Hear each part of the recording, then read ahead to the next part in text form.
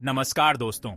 आज हम Israel Lebanon संघर्ष के सबसे गंभीर घटनाक्रमों में से एक पर नजर डाल रहे हैं। हिजबुल्लाह ने अभी अभी इजरायली शहर हाइफा पर अपना अब तक का सबसे बड़ा रॉकेट हमला किया है।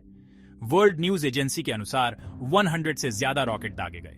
12 नागरिक घायल हुए हैं, जिनमें से 3 की हालत गंभीर है। ये बेहद गंभीर स्थिति है दोस्तों। हिजबुल्लाह पीछे नहीं हट रहा है।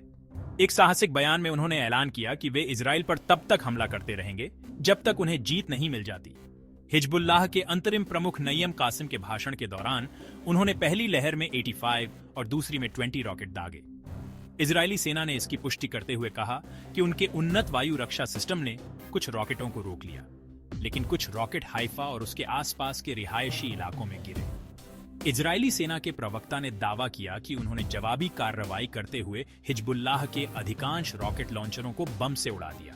हालांकि इस दावे की अभी तक स्वतंत्र सूत्रों से पुष्टि नहीं हुई है।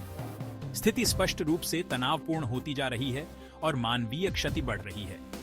सिविलियनों पर इसका विनाशकारी प्रभाव पड़ रहा है और अंतर्राष्ट्रीय समुदाय इन घटनाक्रमों पर करीबी नजर रखे हुए है। जैसे ही अधिक जानकारी मिलेगी मैं आपको अपडेट करता रहूंगा। लाइक, सब्सक्राइब और नवीनतम अपडेट के लिए घंटी का आइकन दबाना न भूलें। सुरक्षित रहें और अगली बार फिर मिलेंगे।